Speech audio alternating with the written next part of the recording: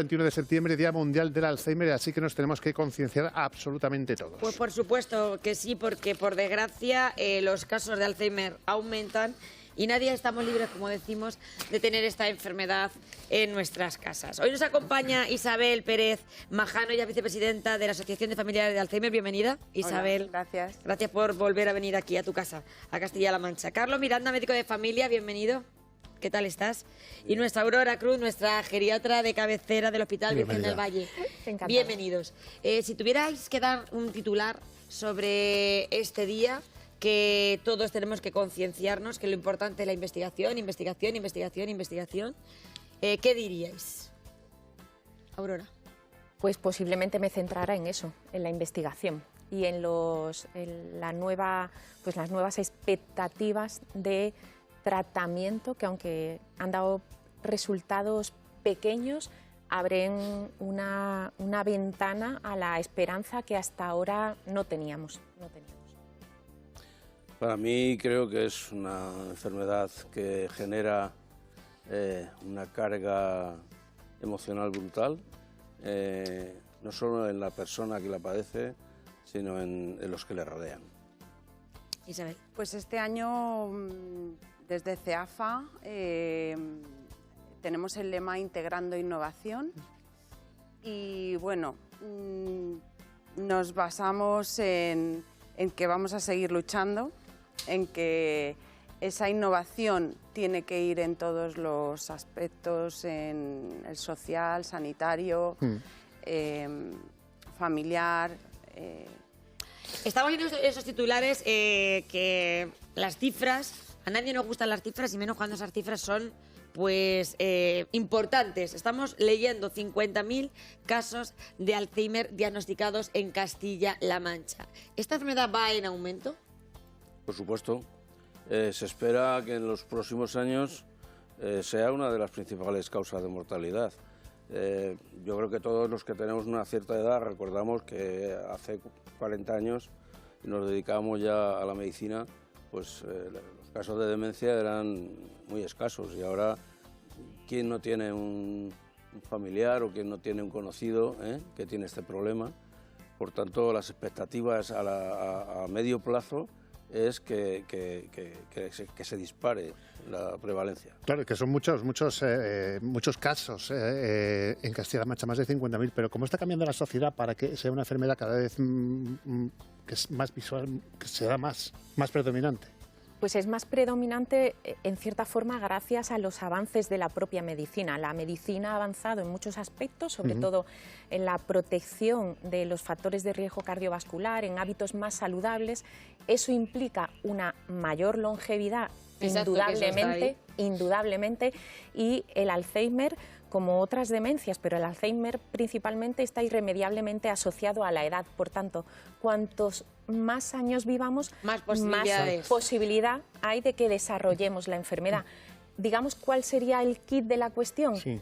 Que si esto lo desarrollamos sea lo más tarde posible. Cuanto más tarde, menos tiempo de progresión. Y el teléfono está abierto en 925 28 87 91, 660 37 39 30. Si ustedes prefieren mandar un WhatsApp. Es un poco lo que nos preguntamos hoy, porque mucha gente estará poniendo la tele y dice, pues van a hablar otra del Alzheimer. No vamos a hablar del Alzheimer hoy como hablábamos el año pasado. Hoy es un año nuevo. Estamos en el 2023. Vamos a hablar de lo que se ha avanzado, de lo que se ha conseguido, de si podemos prevenir de alguna manera, que al final es el mensaje que tenemos que mandar a los espectadores. Efectivamente. Yo creo que hay que centrarse mucho en un plano que es la investigación, que a lo mejor se nos escapa un poquito de las manos, pero en cuanto a población general... Se nos escapa, pero no se nos puede escapar. No se nos puede escapar, efectivamente. Y hay que lucharlo y hay que reivindicarlo, por supuesto. Y en ese sentido, muchísimo está haciendo la AFA. Y seguramente que eres la mejor persona, Isabel, para decirnos, se ha avanzado mucho, no hay muchas cosas todavía por hacer. Hay muchísimo por hacer, muchísimo. Y ya te digo que día a día estamos en esa lucha. Y bueno, yo también quiero dar un mensaje ¿De esperanza? Sí. Ya aquí están los médicos para hablar de... Ahí tienes tu cámara, Isabel. Aquí están los médicos para hablar de medicina, pero yo animo a las familias que están sufriendo la enfermedad en sus casas, que acudan a nosotros, que estamos ahí para ayudarles. Tenemos ayuda psicológica, tenemos atención personalizada. Es que eso es muy importante, porque cuando uno... y seguro que muchos de ustedes, que quien más o quien menos tiene siempre a alguien que padece Alzheimer cerca, es verdad que cuando uno se lo guarda en soledad o se lo guarda de puertas para adentro es muy, muy complicado. Claro, eso es importante. Entonces, también. Claro, dirigirse a una asociación como la vuestra... Que no escondamos la enfermedad, porque claro. ¿cuántas familias hay ahora mismo que nos están viendo en su casa y no han contado que su madre, su padre tiene Alzheimer? O sea, Mucha seguimos gente en los escondiendo pueblos, la enfermedad. Es importante que hoy hablemos de ese tema. No, pues vea, parece que... No, es que la Sociedad Española de Neurología ha indicado que hay un 30% de casos sin diagnosticar. Sin diagnosticar. 30%. Que es muchísimo. De casos sin diagnosticar. Que es muchísimo. Por tanto, es una enfermedad infradiagnosticada. ¿Por qué? Pues porque muchas veces los síntomas iniciales son unos síntomas que la gente achaca pues un poco al envejecimiento, a tal, a que me distraigo, y no se consulta, ¿eh? Entonces, hasta que la situación no se complica mucho, no suelen llegar a consulta. Claro, y es que desde Hay que consultar antes, entonces, por eso. Claro, un diagnóstico precoz. Efectivamente, un diagnóstico precoz es algo que nos puede ayudar mucho a que la enfermedad, aunque siga progresando porque no tenemos cura actualmente para ella, pues avance de la forma más lenta posible y sobre todo que tenemos estrategias para compensar determinadas pérdidas. Hacer ejercicio, digamos que ejercitar nuestro cerebro es algo imprescindible, ejercitar nuestra actividad, ya sea física como de ocupacional, ¿vale? Para persistir en hacer determinadas actividades sin abandonarlas. Todo eso colabora, aunque la enfermedad siga haciendo mella con el paso de los años, esa mella sea lo menos posible. Y luego, aunque llegue el final de la enfermedad, al final de la enfermedad y en las últimas fases también se pueden hacer cosas, pero intentar retrasar lo más posible el avance de la enfermedad. Lo que pasa que, al hablaba antes con Isabel, no en todos los enfermos, y vosotros como profesionales de la medicina lo sabéis mejor, avanza igual la enfermedad. Tú me decías que en tu casa son varios los hermanos que padecen la enfermedad, algunos ya han fallecido por parte de tu madre, ¿verdad? Tu madre lleva 15 años con la enfermedad. Vive todavía, incluso todavía se alimenta por sí misma.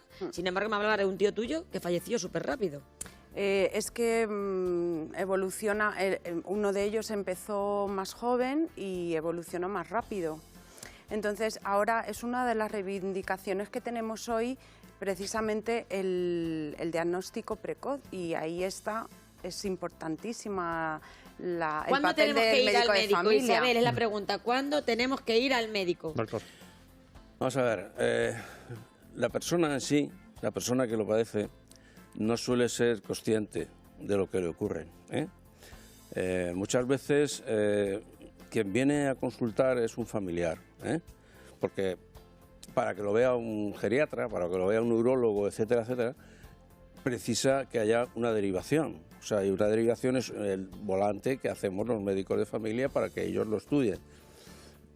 Si realmente valoras con una serie de test que existen, que sí que existe un deterioro de inicio, pues entonces lo derivas a las unidades de memoria o al neurólogo, etcétera, para confirmar el diagnóstico. Porque el diagnóstico necesita unas pruebas de imagen y una serie de analíticas que determinen y filien que realmente estamos hablando de un Alzheimer, porque puede haber un deterioro cognitivo que no sea una enfermedad. Pero claro, en ese sentido se ha evolucionado también mucho, porque es verdad que hace unos años no distinguíamos, ¿no? Si era Alzheimer, si era otro tipo de una demencia, otro tipo de enfermedad.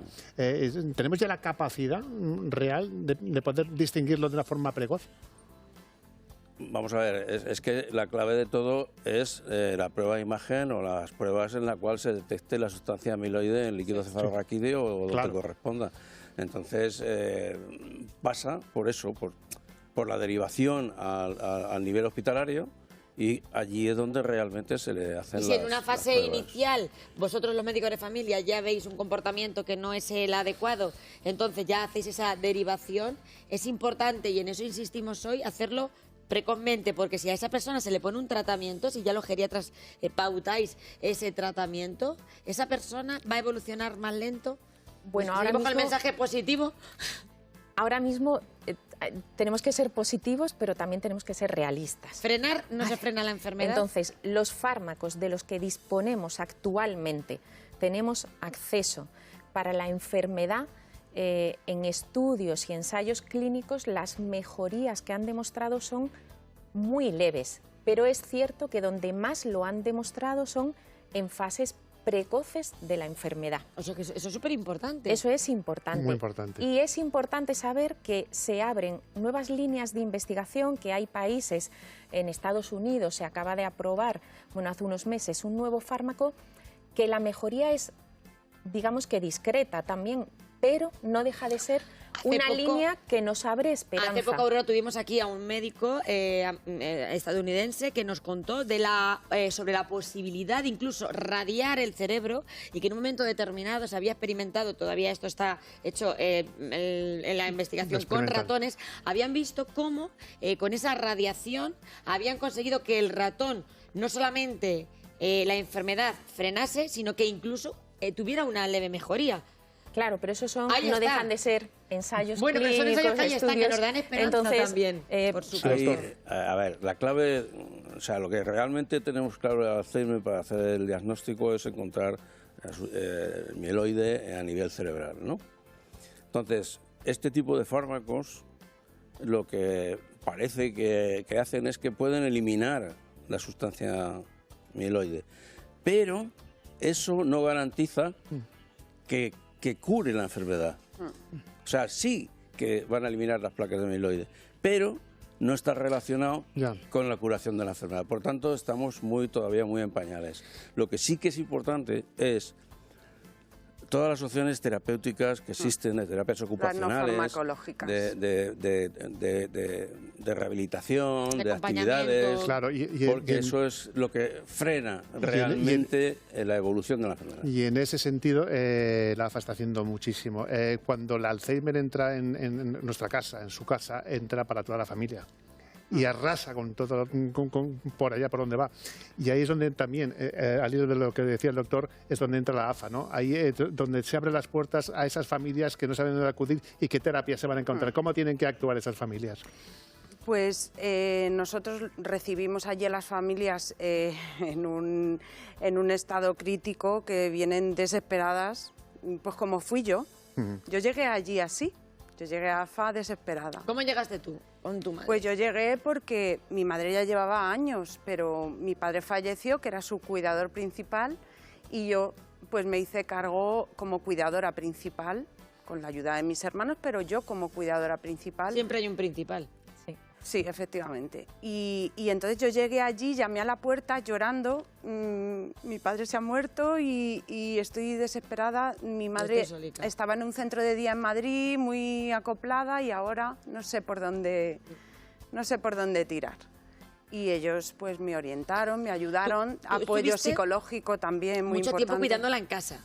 Sí. Y también tenemos que lanzar ese tema, porque estamos en una región todavía muy tradicional, muy costumbrista, que nos cuesta lo de llevar al padre o a la madre a la residencia. Parece que si lo llevas la abandonas, porque hay que decirlo así. Todavía tienes que aguantar las críticas del vecino y llevar a su madre a una residencia.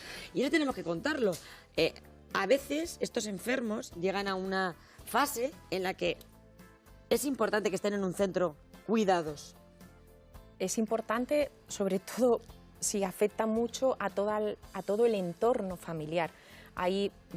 Esto es muy individual. Hay familias que por sus condicionantes, porque tienen mucho apoyo externo, pueden mantener a sus familiares enfermos en domicilio, tanto por esta enfermedad como por otras. Pero cuando la enfermedad es tan disruptiva en el domicilio y para el entorno familiar que es imposible sostener eso, a veces, digamos que ceder en la responsabilidad de los cuidados ayuda mucho. Ayuda al enfermo también. Ayuda al enfermo y ayuda a la familia. Y al hilo de esto, la AFA ha organizado a lo largo de toda esta semana un montón de conferencias. Y es verdad, doctor, hay una conferencia específica para hablar del cuidador, del papel del cuidador y qué es lo que hay que hacer. Sí, yo, independientemente de ser médico de familia, soy también miembro de la Junta Directiva de AFA. Y me propusieron que hiciéramos este año una conferencia sobre la enfermedad y tal, y entonces yo lo que les propuse era que no habláramos ya más de la enfermedad, que habláramos del cuidador. Entonces esta tarde a las 5:30 en la Biblioteca del Alcázar de Toledo tendremos, vamos a ser 3 ponentes, los que hablaremos solo del cuidador. Es muy importante, sí. Porque realmente es devastador. ¿Eh? ¿Lo puede contar Isabel, que la vivió en primera persona? Bueno, él también lo está viviendo, pero... me decías que te veo mejor y todo. Yo la conozco a Isabel de hace 14 o 15 años, lo sabemos. Y bueno... Y no la he reconocido, la he visto mejor, más joven. Lo digo en serio, ¿eh? Lo que pasa que, a ver, yo me hago cargo, a ver, entre comillas, porque ellas ya están en residencia de mi madre y de 2 tías mías, que una de ellas también tiene Alzheimer. Y bueno, pues yo me dedico a la asociación a ayudarles. ¿Y cómo ves a tu madre ahora allí en la residencia? ¿Cuándo vas a verla? Muy bien, la veo muy bien. La veo muy bien atendida, la veo... A ver, las residencias siempre tienen carencias. Pero también voy a decir una cosa que es muy triste en este sentido, y de verdad que lo digo como mensaje a todas esas personas que tienen a su familiar en casa. Muchas veces, al final, acudimos a la residencia cuando ya no hay más remedio, cuando ya quedan pocos días, desgraciadamente, para este familiar. Y entonces cuando decimos, ay, si hubiera estado aquí antes, ay, si hubiera tenido estos cuidados antes, y lo digo de verdad porque yo lo he vivido así. Y creo que es muy importante, cuando se padece esta enfermedad, ponerlo en manos de los profesionales. El problema es que no es tan fácil, porque hay los recursos que hay. Totalmente. Claro. Entonces, si hablamos de 58.000 personas en Castilla-La Mancha, no hay 58.000 plazas. El problema de todo esto, y volviendo a hablar un poco del cuidador, es que luego afecta a un núcleo de personas que se multiplica por 5. O sea, que si hay 58.000, hay 200 y pico mil personas relacionadas con el cuidado, con la asistencia, con las residencias, con todos los recursos que hay. También hay recursos a domicilio, pero va a ser imposible con los recursos actuales llegar. Claro, ahí es el tironcito que tenemos que dar a las administraciones. Por eso y lo importante de la ley de la dependencia, lo importante que es. Por eso las asociaciones ocupan un papel que no deberían ocupar, porque este papel es de voluntariado absoluto. Totalmente. Y este es un problema que debería estar incluido en el Sistema Nacional de Salud, y tendría que ser con recursos públicos que este problema se atendiera a todos los niveles. Pero bueno, mientras tanto, haremos lo posible desde las asociaciones y haremos lo que podamos. Pero realmente creo que con las perspectivas que esto lleva de crecimiento... Y que, Carlos, que decimos la residencia. Una residencia, si no tienen la suerte de tener una plaza pública, que eso ya casi que la vamos solicitando todos, eso digo, por si acaso, eso digo. ¿Cómo accedes a ellas?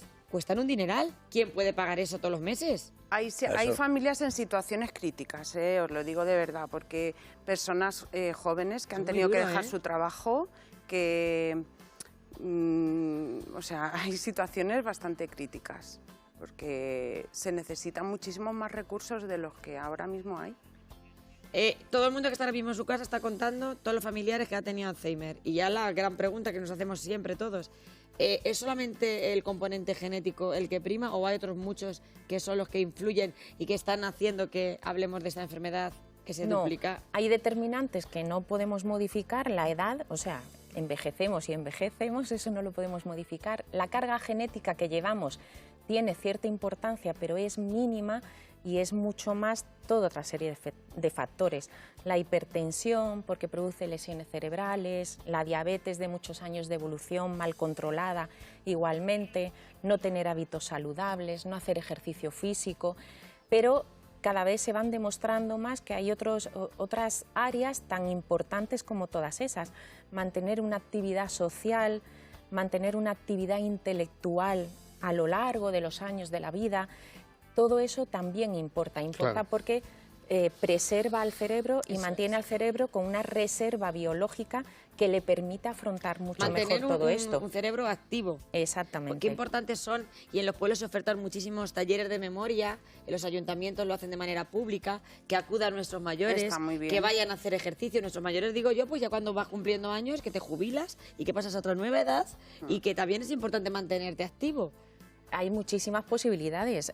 Y a veces voluntariados, no las utilizamos. Voluntariados, públicos. aprender nuevas actividades. No importa que uno tenga una determinada edad para decidirse a voy a aprender a pintar, voy a apuntarme en un club de lectura, voy a hacer actividades de cálculo, lo que quieran.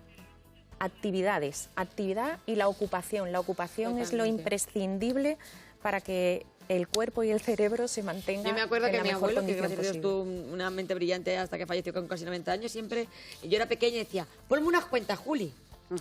Me lo decía siempre, ponme unas cuentas de abuelo. Cuentas, Bueno, tenemos algún siempre señor... estaba con las cuentas, Leo. Tenemos algún señor allí en talleres de mañana que el otro día cuando estábamos haciendo la acuestación lo encontramos, vino a saludarnos y digo, ¿dónde vas? Dice, pues nada, que me voy al centro de mayores porque me voy a apuntar, que van a sacar hoy la lista de...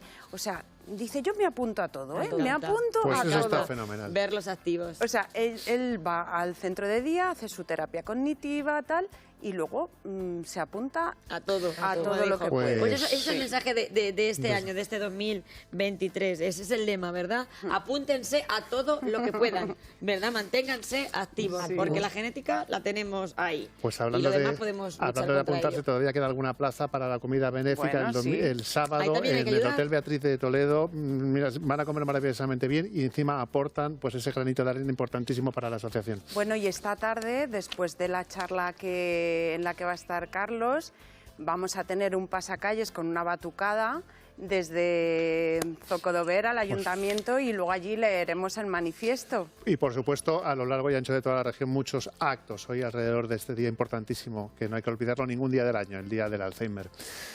Muchas gracias a todos, ha sido un placer. Gracias por estar aquí, por recordarnos, nunca mejor dicho, lo que es el Alzheimer. Igualmente. A vosotros.